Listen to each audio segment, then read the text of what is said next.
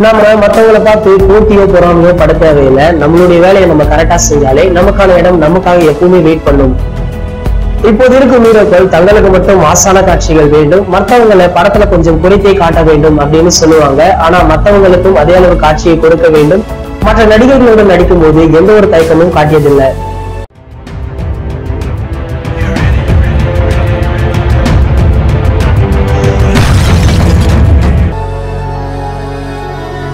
Every week இனிமே தலை போல வரும் ஷோவை நாங்க அப்லோட் பண்ணிடுவோம். Don't miss it.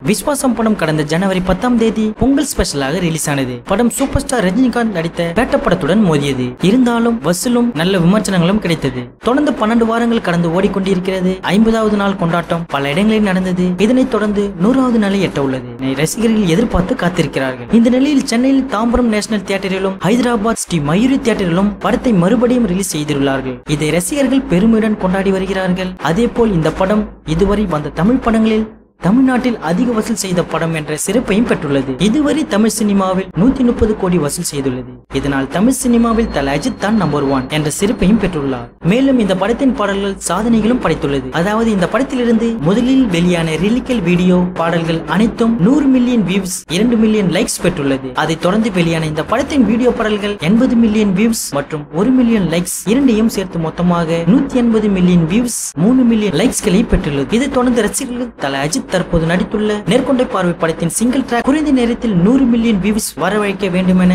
ரசிகர்கள் ஆவலாக காத்துக் கொண்டிருக்கிறார்கள். தல அஜித் நடித்துள்ள நேர்கொண்ட பார்வை படத்தின் படப்பிடிப்பு அண்மையில் தான் முடிந்துள்ளது. படக்குழுவும் போஸ்ட் ப்ரொடக்ஷன் பணியில் ஈடுபடவும் இந்த படத்திற்காக டப்பிங் பணிகளும் இன்னும் சில தினங்களில் ஆரம்பிக்க போகிறதாம். அந்த வகையில் இந்த படத்திற்காக டப்பிங்கை தல அஜித் தன்னுடைய வீட்டிலேயே பேசிக் கொள்வதாக முடிவெடுத்துள்ளார்.